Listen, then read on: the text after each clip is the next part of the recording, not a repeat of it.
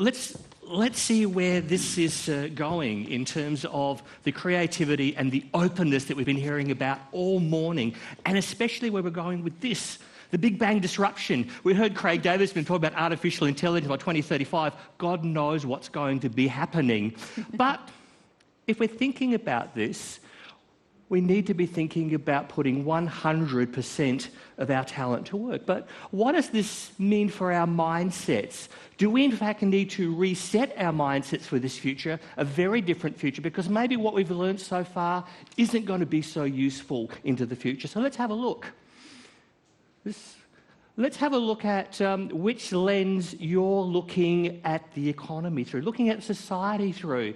From an investment lens, a gender lens, or a cultural lens, how are you in fact seeing the world around you? So let's have a look.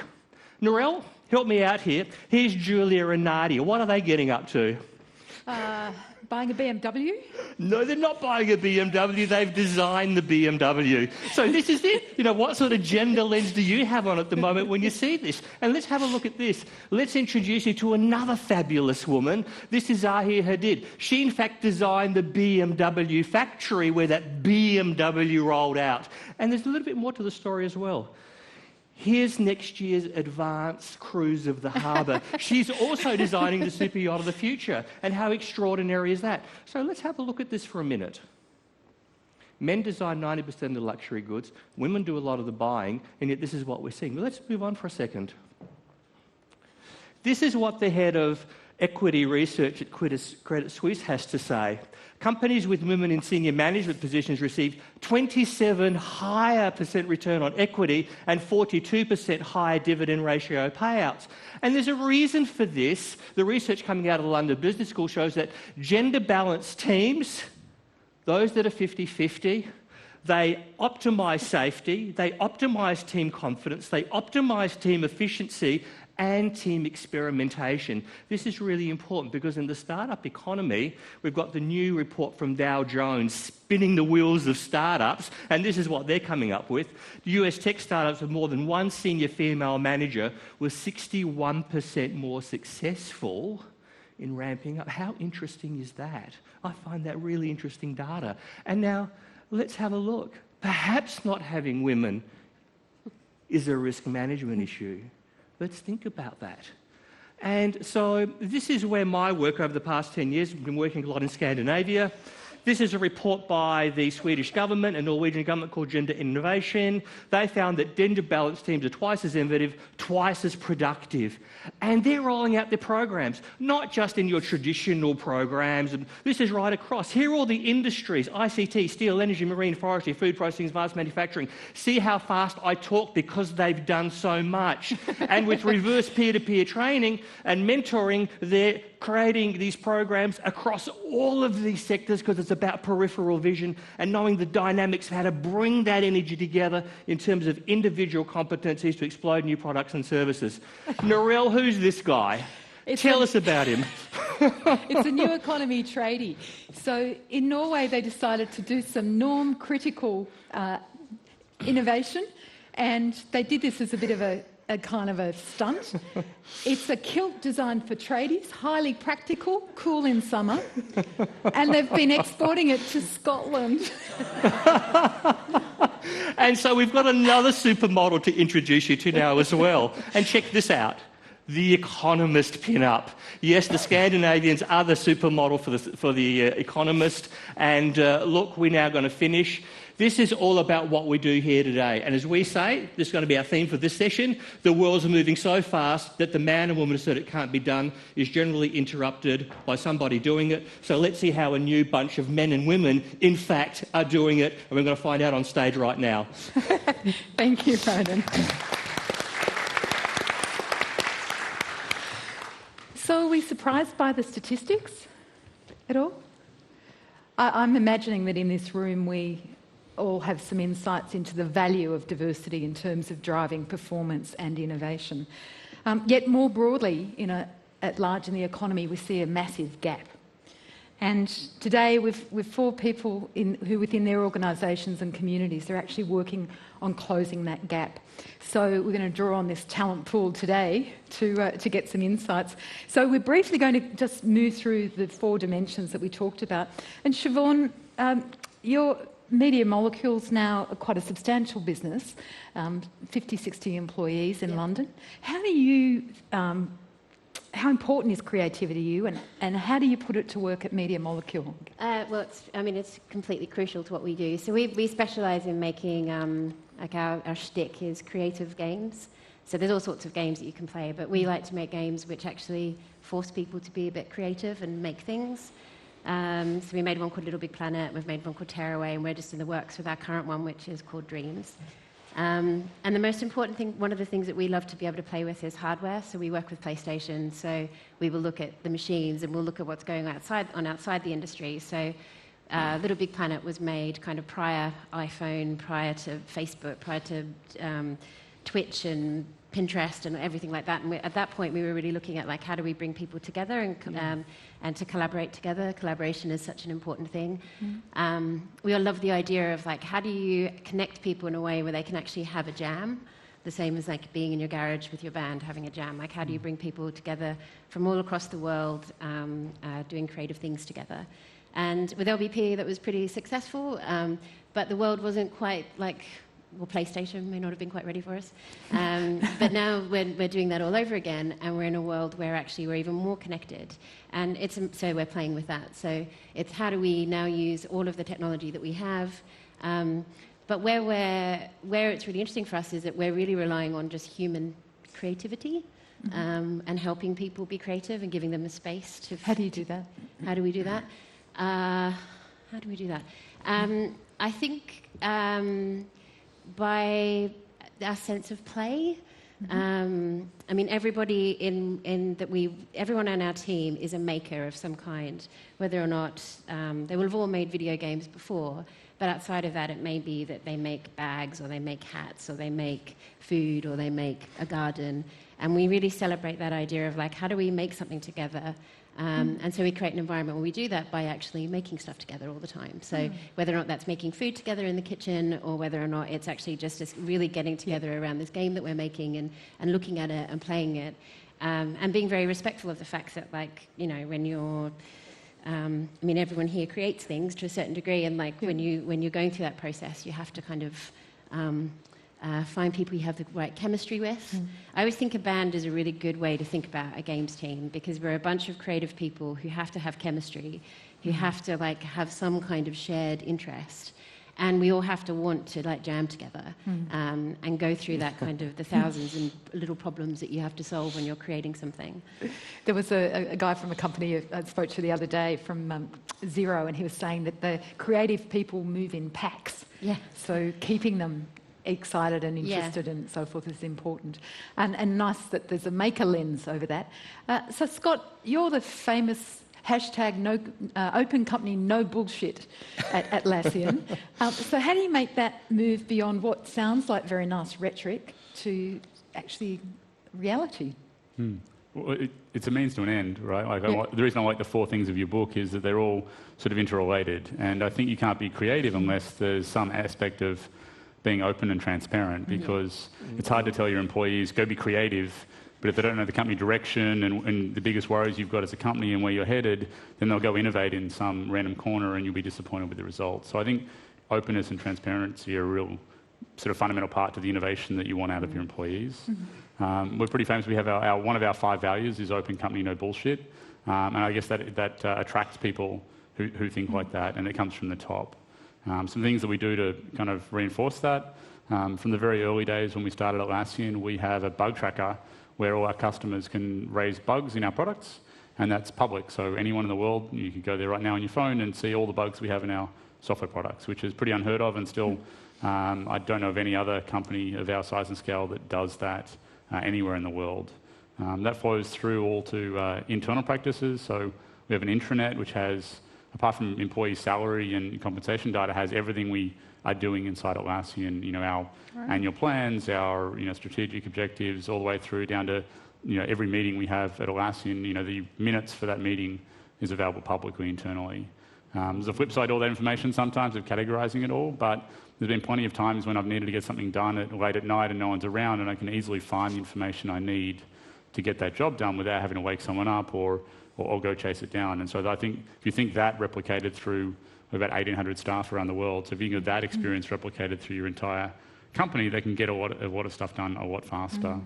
We have an intranet, we have team collaboration products that we use and sell ourselves, and even sort of the practices we do.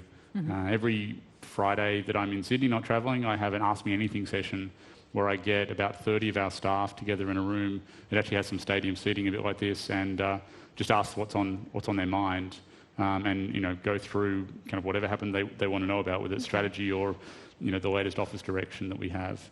And we're even now extending it to some of the diversity issues, which I think you're going to touch on a bit later, but where we'll do those sessions and get one minority in the room to see if they have any particular slant on the issues, because sometimes they don't want to speak up in a broader group. And what have you learned from that?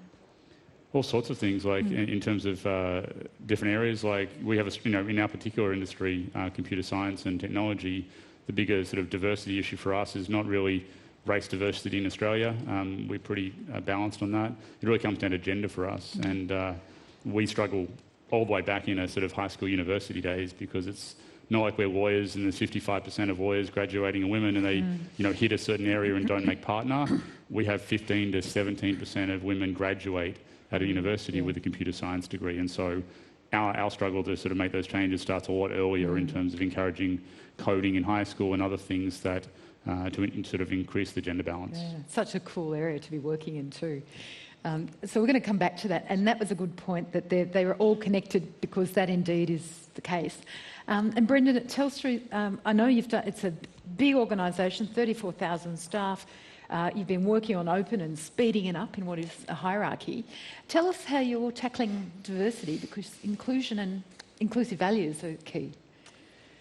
Yeah, we've really been trying to do, I think, three things: be bolder, be more inclusive. Yeah, I'll give you the three, and then I'll come back and explain what I mean by all of them. Is that all right? Yep. Okay.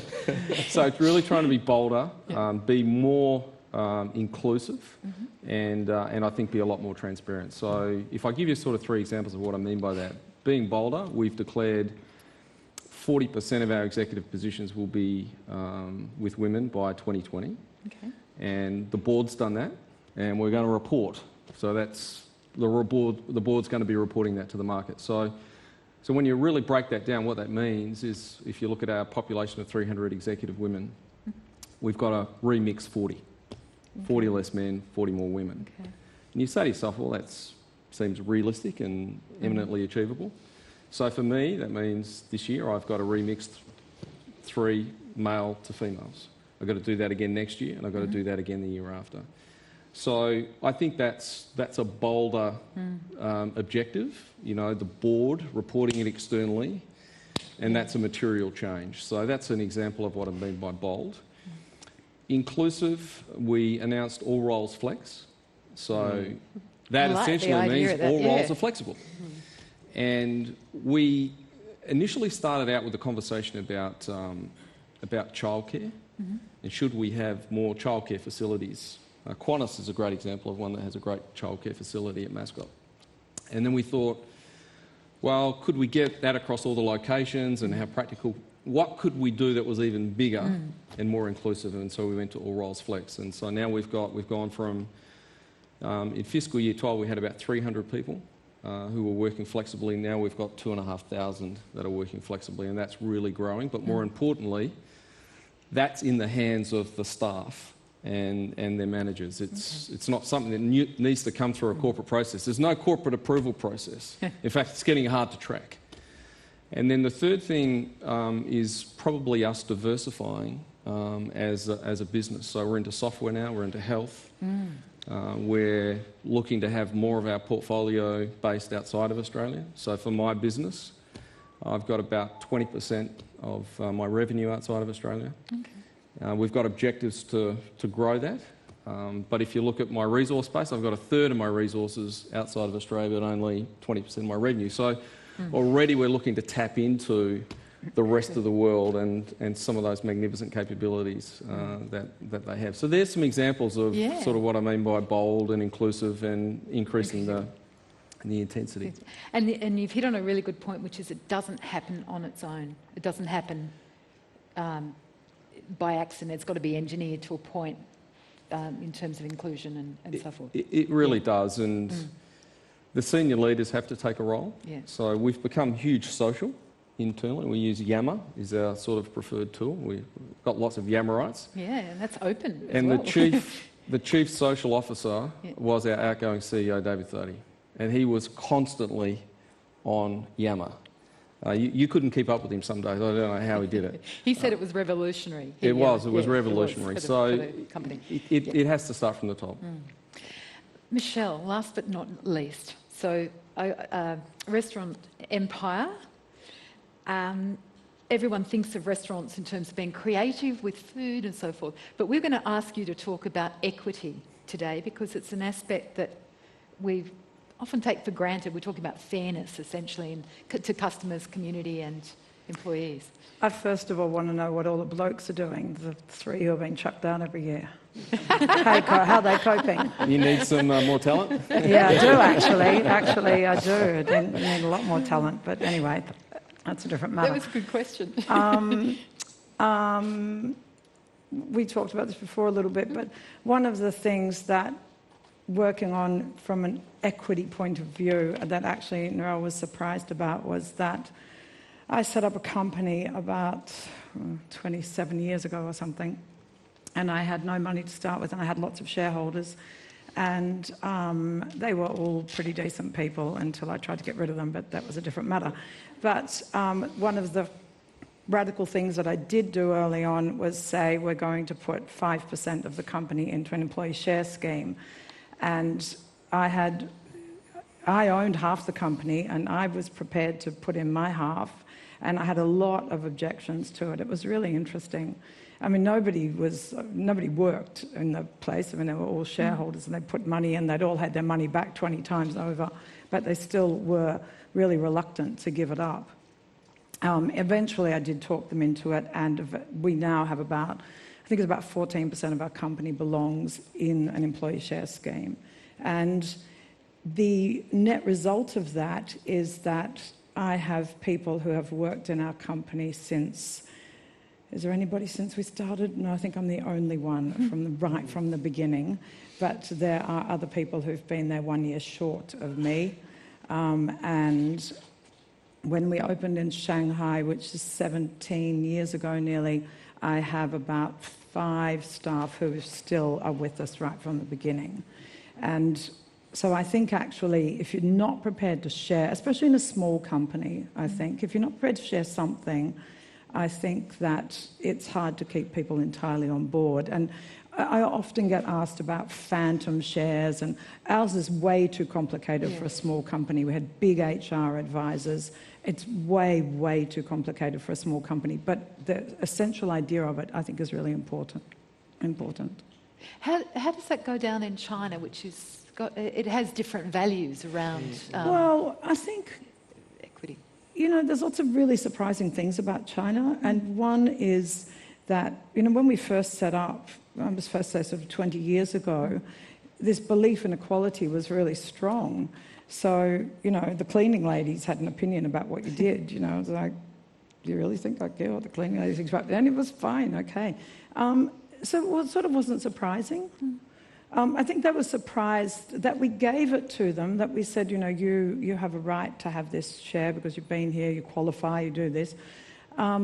That they then got dividends. I think that was when they were really surprised, when they got a check and it was like, here you go, and it's cash, so you don't have to pay any social insurance on it, don't tell anybody. They were like, really? All that money for me? It's like, yes, that's for you, and that's a dividend from the company.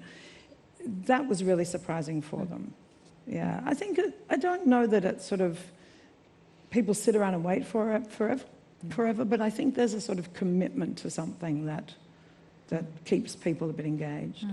And at Atlassian, Scott, you have the 1% pledge. How important has that been in actually, that's if you could explain that briefly, and how that helps your staff feel about things. Yeah, so when we started Atlassian, has anyone heard of Salesforce? Like a small US company, kind of like the Atlassian of Silicon Valley.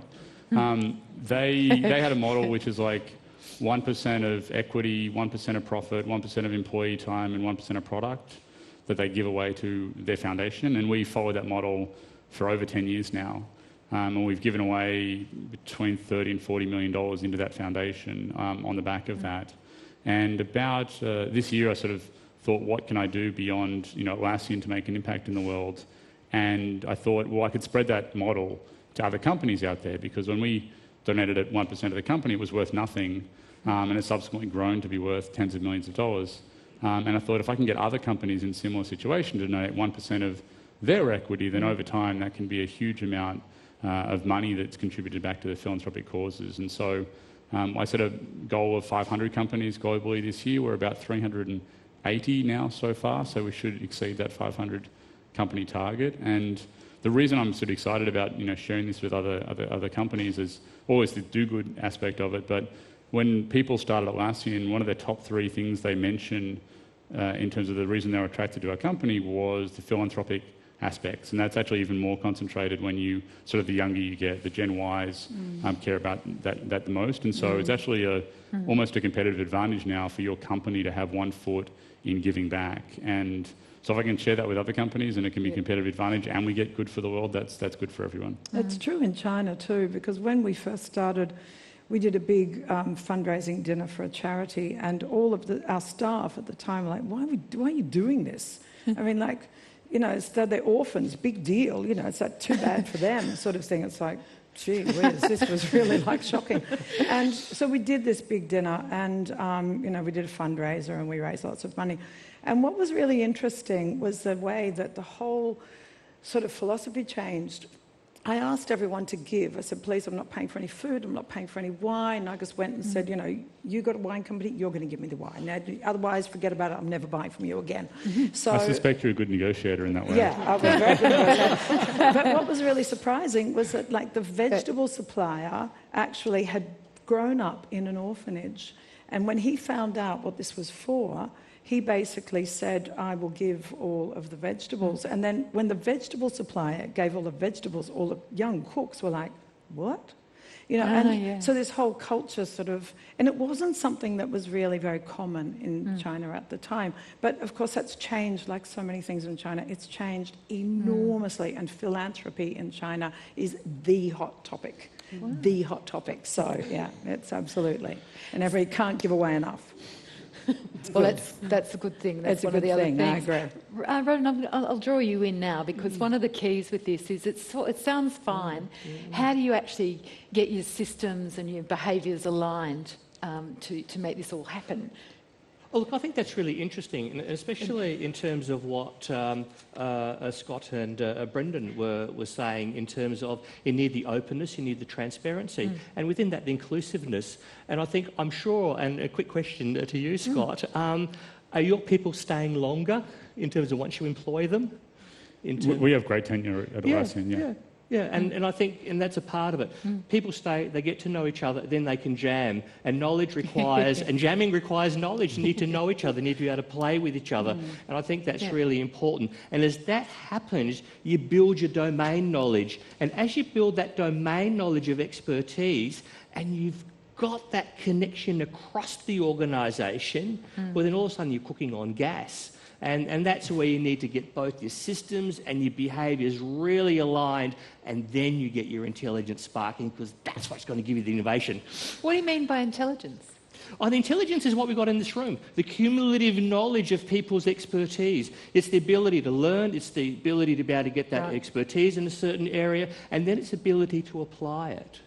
Okay. It's the ability to apply it. It's not just being an expert, it's the ability to be able to apply it and then to value add it. And as we talk about in our book, then to have the peripheral vision to know what's around you in terms of other skill sets and other competencies, because that's what's going to create the value. And that's why advance is so amazing, because Australians are extraordinarily creative and they do have the peripheral vision, and that's why they're heading up so many organisations globally. And that's why we've got you on the stage, because you're so energetic.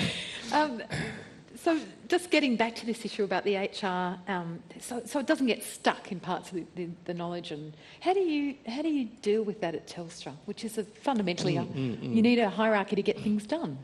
Yeah, you do need a hierarchy to get things done, but I think all roles flex. Okay, there's a structure around that about how it works, but it's down to the front line and all of the managers to do that. I want to bring in another sort of theme, which maybe Scott and Michelle were definitely touching on. Is these days I think the workplace has to be very personal, Yes. and I think as leaders we have to be very personal.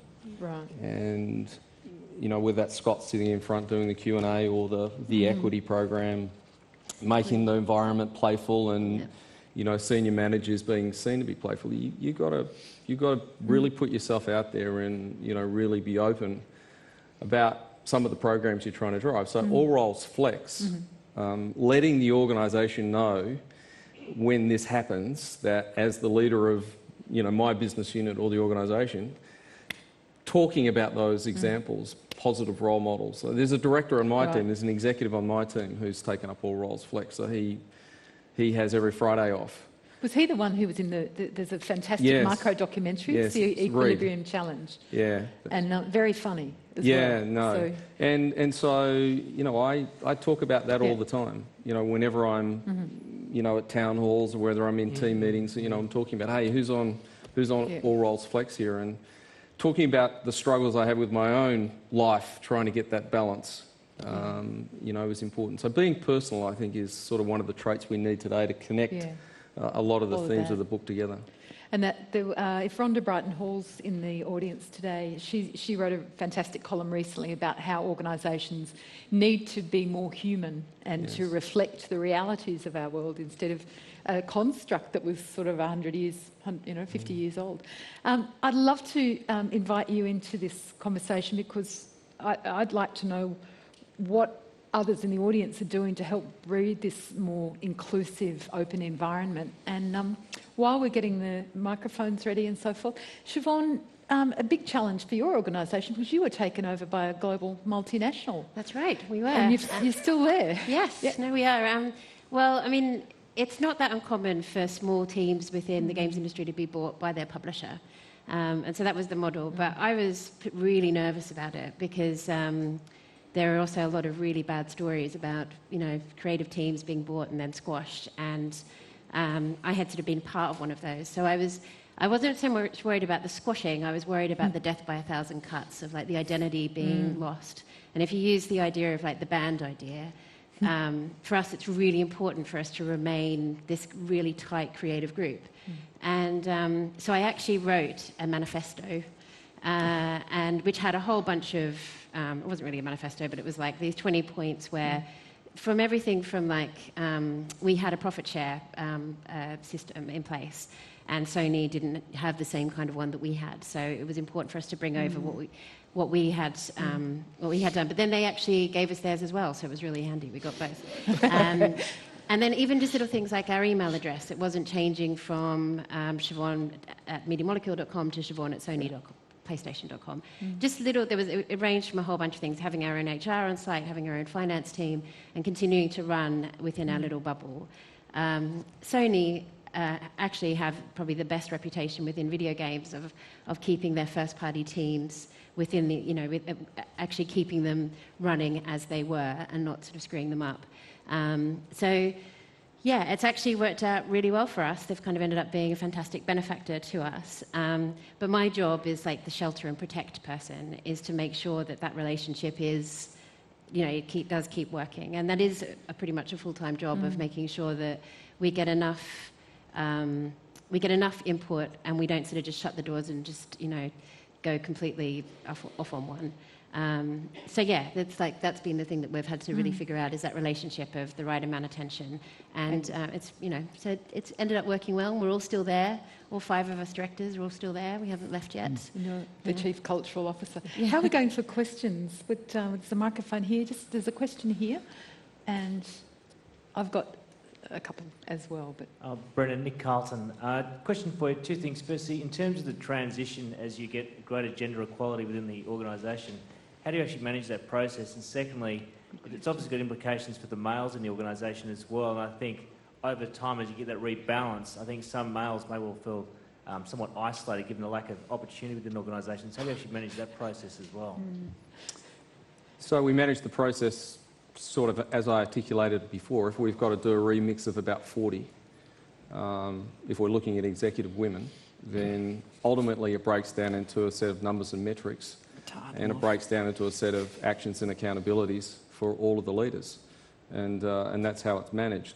I think in relation to the men, again, if you look at the 40, you could say, well, I'd anticipate probably 20 are going to retire between now and then, given the age demographics. 10 are probably going to leave, and we've got to be able to manage the others. So it's not like it's a doomsday scenario for the men. There's still lots of career options. There's still lots of succession that we need to drive through that pool. But I think if you break it down like that and you put those onuses on all of the units to execute it and not make it seem like the impossible, then I think you can get there.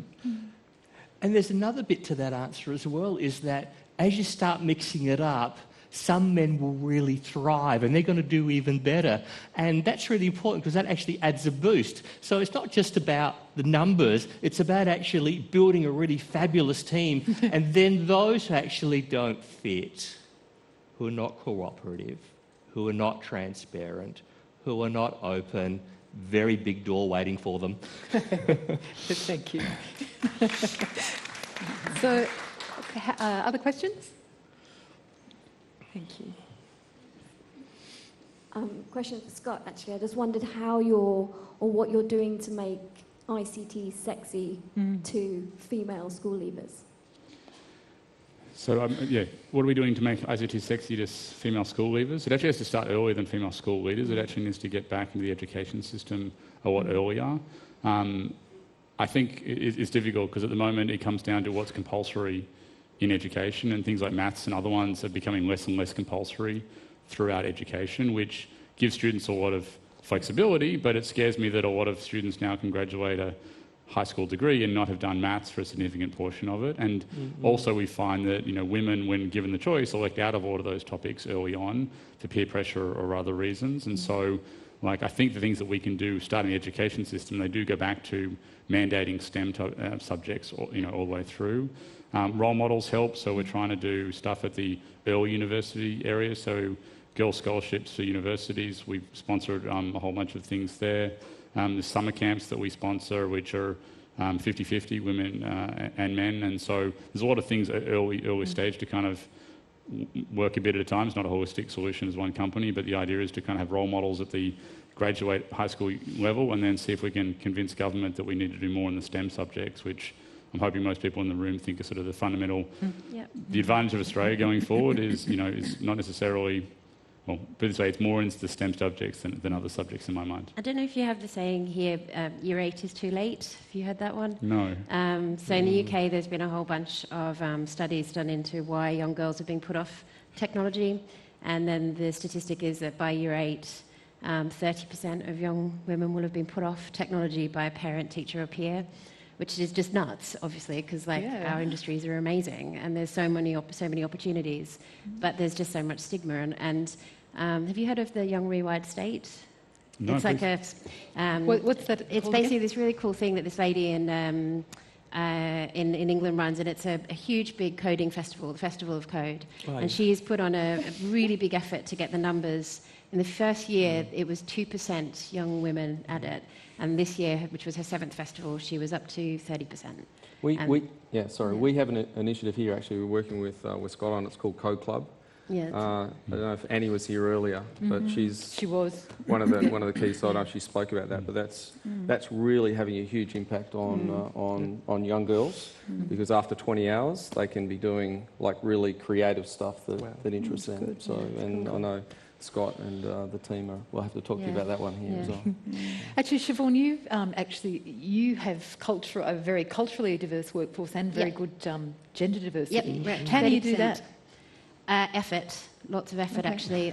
Looking for people and really sifting through all of our jobs, taking on more interns, and we're a small company, so we've never really been able to take on many junior people, but actually really looking for talented interns. So that's where I went this year. That's kind of bumped our numbers up. Being really flexible, obviously, as well, like being able to... the games industry for a long time hasn't been traditionally very flexible, but everyone's getting old, and everyone's got families or not has families, and I don't have a family, and that doesn't mean I want to be at work all the time either. So that's a very good point. Making sure people have a job to come back to after they've had children, or that we have flexible hours for them, and that actually interesting work for them when they're coming back. And that's so our rate of people returning and then staying is very high. And just efforts like in the recruitment, finding websites where we're getting more CVs, and being very present at games conferences, making sure that the women on our teams are actually working, because I actually am not really a very fond public speaker, but I read a thing a while back which was that to do with this sort of when people are being put off, that if they don't see someone that kind of they identify with, then they may be put off. And like I hate that idea that that young people that don't know that there are women making games, and that the only thing that they may hear may be all the negative stuff. And it's like it is a fantastic, amazing industry, and there are women in it, and we need more. And we're at the tip of the iceberg of how cool the industry can be and what it can grow to. And I want there to be loads more women. So do you take mature age entrants? Yes. Excellent. There's a question here, and there's one there, and then I think time's getting away from us. Is it? Yes. Just one quick comment. I run a software engineering firm, and you have to recruit with your lens off. So the women are definitely out there. It's just a little harder to find them. Yeah. Culturally too, there's no word of a lie that our company was much more successful when I mixed Chinese, Korean, French and Australians together.